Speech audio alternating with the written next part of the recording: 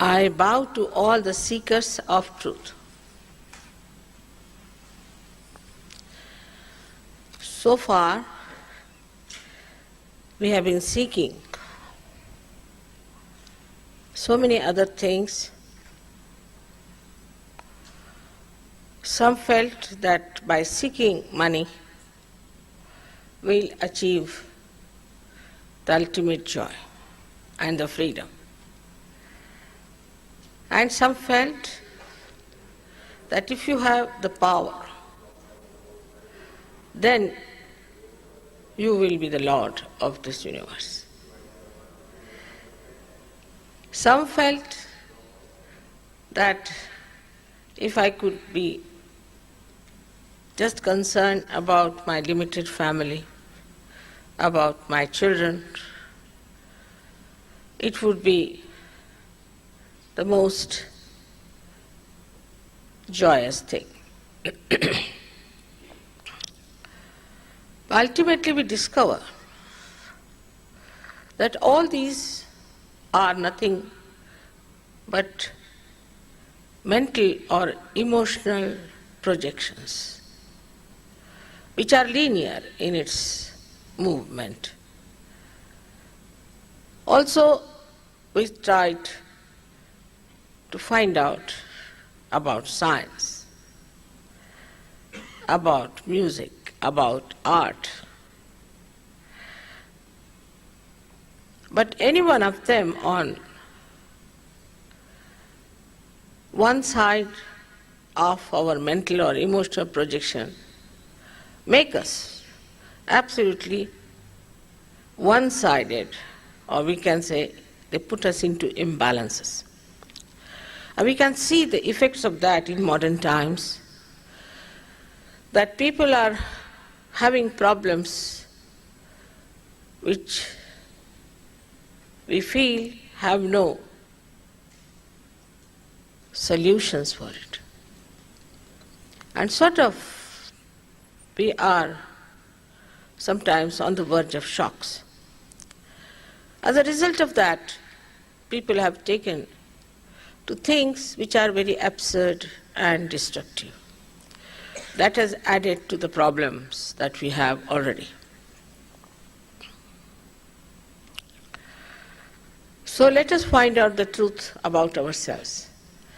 Why are we here on this earth?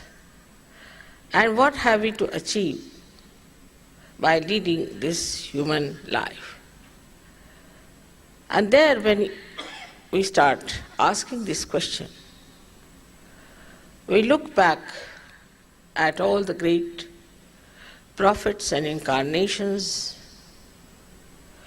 and try to understand why is it they never had these problems as we have, except that others tortured them and troubled them, killed them, poisoned them. They themselves were at peace with themselves and always thought of the benevolence of them, of others, and also of the whole collective. This kind of personalities we have seen in every country. It's not only in a particular country, but everywhere we have seen there have been such great people. What was the basis? What was their speciality? Why were they higher than us? How could they see a greater vision? For that, I say, we have to seek the truth. And the truth is within ourselves. The truth is within us lies the spirit which is reflected in our heart, and that we have to bring that spirit into our attention. And the another truth is that all the living work, all the beautiful work of creation and also of our evolution, everything is done by a power which is called by different names, like in Quran they call it Ruh, in Bible we call it all-pervading power of God. In Sanskrit language, it is called as Brahma Chaitanya. In every scripture, it is described as a subtle energy which looks after us, which works out all that is living, which does everything that is important for us, everything that is vital. This energy exists. Now, when I say all these things to you, you need not take it up as the truth itself. But like scientists, you must keep your mind open. And whatever I am saying should be treated as if there is a proposition before you put, like a hypothesis that a scientist put in. Now it is proved, if it is proved that you can feel this all-pervading power of God's love on your fingertips, on your central nervous, then you have to accept it as honest people. And if it exists, what can it do to us? What is the promise? And what do we get out of it? The first thing that happens to us when this self-realization takes place, through the awakening of our residual power, which we call as Kundalini, from the triangular bone of sacrum, that it passes through 6 subtle centers, which look after all our plexuses, all our ductless glands, emotions, everything. And the first outcome of this is that physically you feel all right. I must tell you that the other day in Perth, we cured 2 patients of AIDS. Very surprising.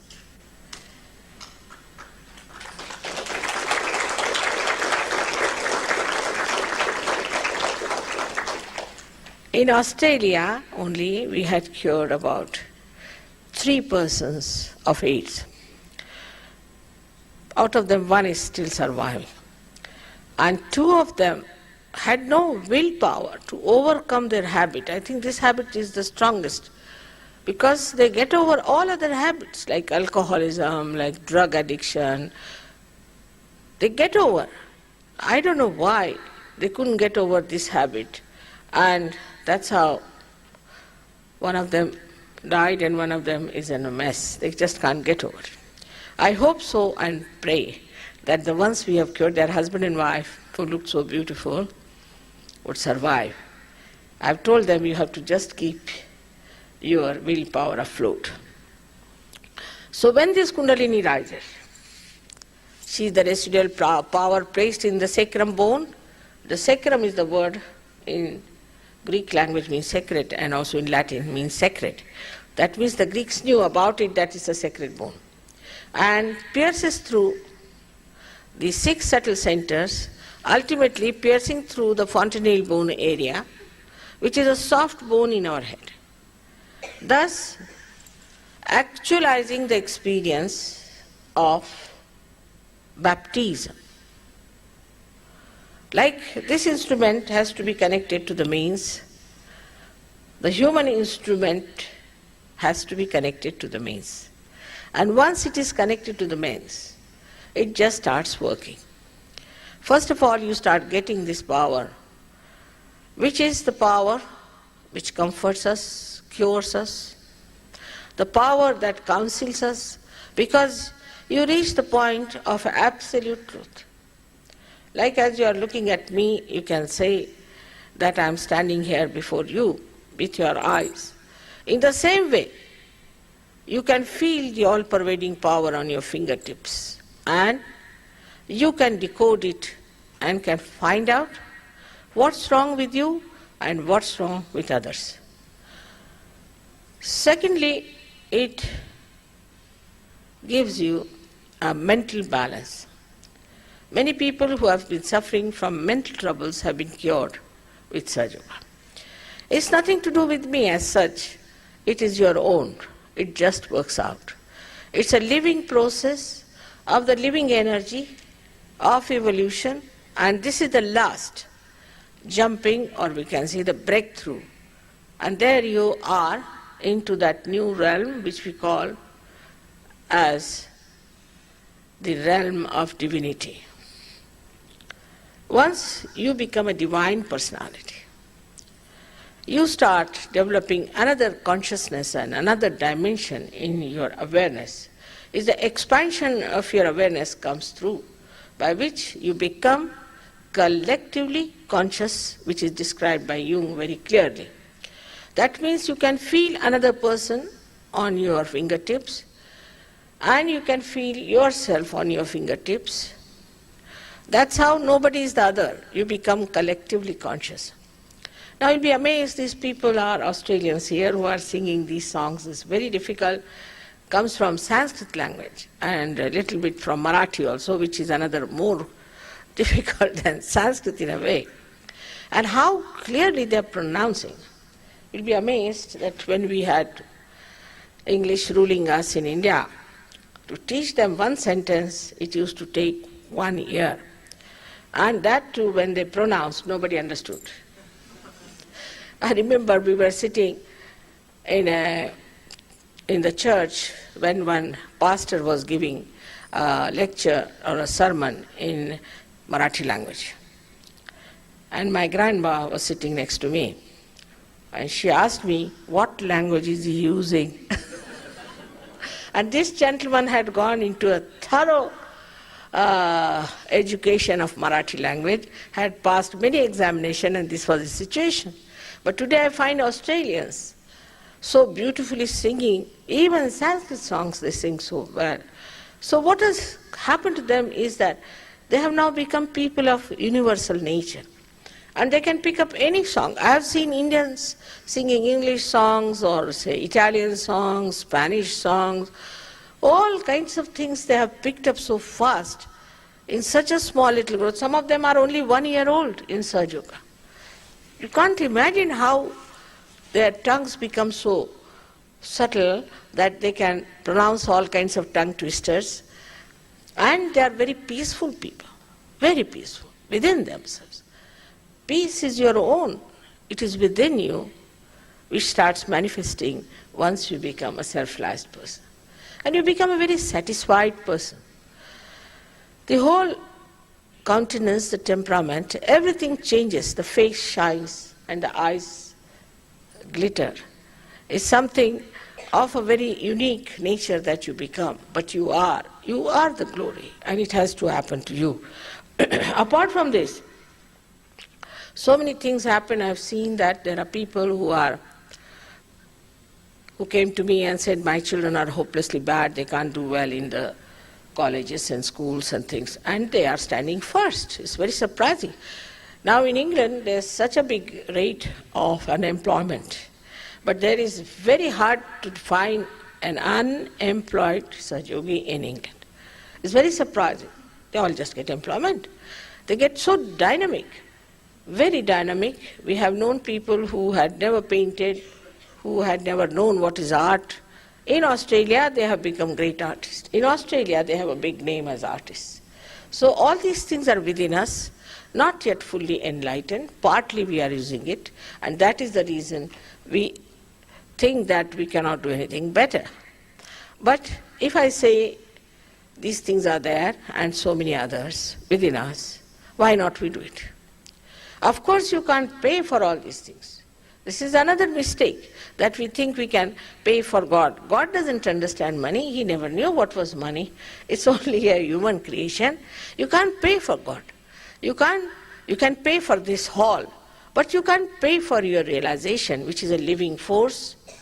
Like the Mother Earth sprouts the seed, but you can't pay the Mother Earth. She doesn't understand money. You don't have to stand on your heads to sprout the seed. It just works. In the same way, it is all within you, and the time has come, which I call as the blossom time, and so many people have to get their realization. Today, I think I'll make a short speech so that you can ask me some questions, and then we'll have the session of realization. But at the same time, what I have to tell you is this, that I have not come here to gather votes for elections. I am not here to get anything out of you. I am here to just give you your own properties, your own beings being opened out. And I hope you will ask all relevant questions and not something aggressive. That would be better to understand this subject. In this short speech, I can't tell you many things, but there are at least 3,000 to 4,000 lectures of mine only in English language, which you can hear later on. I hope today most of you get your self-realization. May God bless you all.